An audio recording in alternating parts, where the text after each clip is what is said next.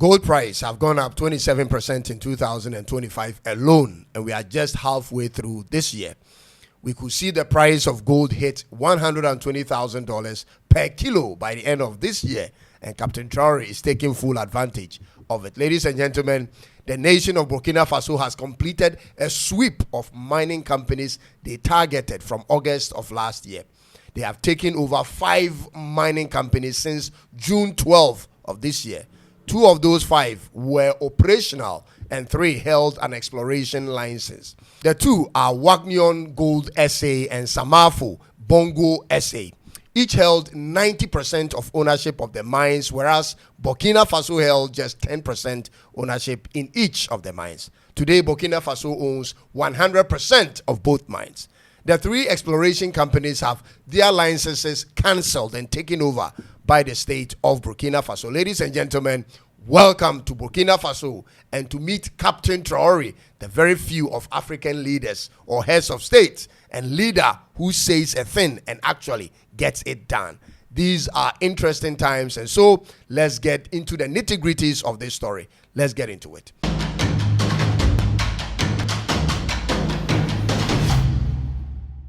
Hi, and welcome to Tuntum Network. Be sure to subscribe and click on the notification bell for more of my videos. Now, in less than 1 year, Captain Ibrahim Traore has achieved his mission of taking back the mines which had signed ridiculous agreements with previous government of Burkina Faso. The message he's sending now is super clear. We can do it ourselves, and therefore it is no more business as usual. Ladies and gentlemen, did you know that because of this action taken by Traore, in the first quarter of 2025 alone, the Burkina Faso government collected 11 tons of gold. 2024 was 8 tons, and this year, first quarter is 11 tons. 11 tons of gold is nearly 1.1 billion US dollars with current prices. I used to work in the mines, and so I want to take this opportunity to share these secrets with you, ladies and gentlemen. The foreign companies that operate mines in Africa are never honest with their production. I'll be honest with you.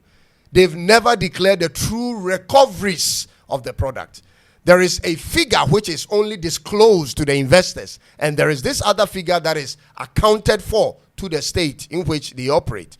Talking about African countries. Most times the capital requirements they are supposed to meet in order to be given permits are not met. They come in pretending to have the capital ready for operations, but in actual fact, they get so much of the capital from the very land in Africa from which they get the fund in order to start mining. They come in as an exploration company, and before you know it, they have acquired the capital they will need from the very exploration activities to begin operations. Ladies and gentlemen, did you know that there are exploration companies working in different parts of Africa who have held the exploration licenses for more than 10 years? I'm being honest with you, ladies and gentlemen. Don't feel sorry for any of these companies taken over by Burkina Faso government. Do not. Because Captain Traore understands mining very, very well. He holds a master's degree in geology. He's practically a mining engineer.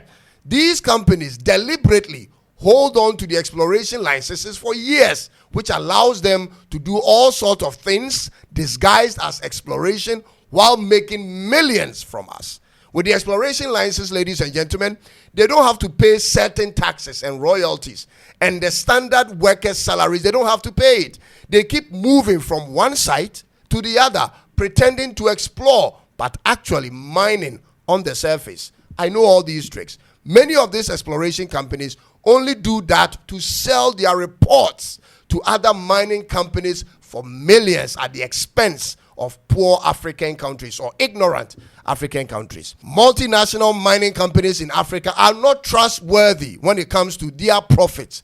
Many times they quietly transfer ownership of the mines to other companies without the knowledge of the state until when the new owners are about to walk in. Ladies and gentlemen, their profits are often repatriated to their headquarters abroad with little reinvestment in host countries. They constantly underdeclare their books to avoid paying the right taxes, and they take advantage of vulnerable countries to pay relatively lesser fees in royalties, especially in Africa.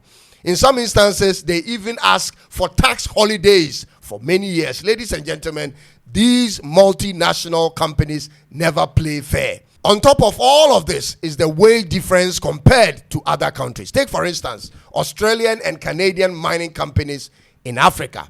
The salaries and benefits of employees with similar qualifications and job description vary completely based on the country where they work, ladies and gentlemen. A mining engineer in Canada may take home about $15,000 per month, and the same position held by an engineer working for the sister company in Burkina Faso may take home half of that money. Meanwhile, you find out the African worker working more hours and more effectively than the one in Canada. The one reason that has made this a common practice in Africa is because many of such deals, these mining deals, are signed without public disclosure or parliamentary approval.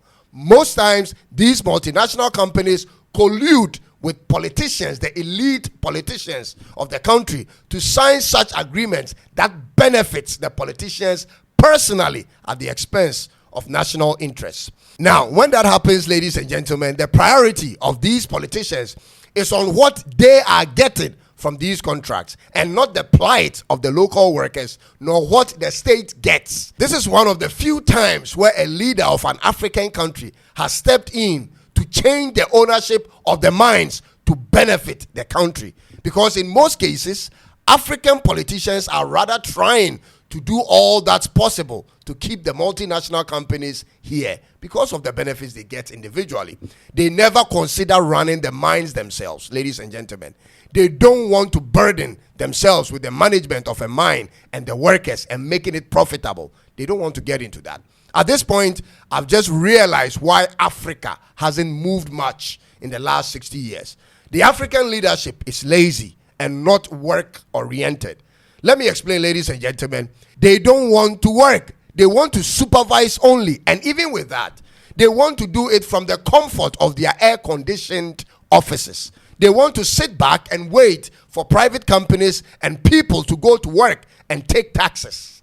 They themselves are not working on any projects that requires their direct participation, ladies and gentlemen. So when the people aren't working and local businesses are not doing well and these multinational companies aren't producing, they have nothing to depend on their own, ladies and gentlemen. This is the totality of Africa's failure. African governments don't own farms. That is the truth. No farms, no mines. They don't own any production lines nor retail outlets. They are just running around with sirens and motorcades as though they are busy going to do something important. But in actual sense, it could be just going in for lunch, ladies and gentlemen. From Monday to Sunday, their motorcades are always busy running up and down. But there is nothing productive coming out of all that business. So what were they busy for, ladies and gentlemen? It had to take people like Traore in a space of 3 years to expose the non-performance of our leaders. Now, some of them are waking up at this point. We don't need you to talk big at this point. We need you to run industries. We need you to run production lines and ensure that the people can depend on you, ladies and gentlemen. Leave your offices and the conferences. That's not where the jobs are. The real jobs are on the sun and on the field. Get busy with something productive other than meetings and conferences. If you had industries to run, you wouldn't have all that time to spend a whole day in a conference. Wherever and whenever I see them in these conferences in their three-piece suits, I just know nothing is happening. These things don't fool us any longer, ladies and gentlemen. Get to work, for that is what the people voted you in for. Ladies and gentlemen, I want to take this opportunity to thank every one of you for the support. Sometimes I just wonder to myself, where are all these people watching me from and the faces behind these comments? I wonder to myself. I only see names on the comments, but not faces. Maybe we should get a platform to have an online conference from time to time. It is weird. I'm just a local guy in Accra doing my small thing in my corner, and from all over the world, from Africa especially, we are getting all this traction. Thank you so much for the support and for helping us share the content. I want to thank you for the continued support, and to those who are watching for the first time, I will encourage you to subscribe and click on the bell to get the prompts to all my incoming videos. Thank you for taking time to watch this one. I'll come your way again with another one very soon. Until then, God bless Africa and God bless the captain of Burkina Faso, Captain Ibrahim Traore. It is bye-bye for now.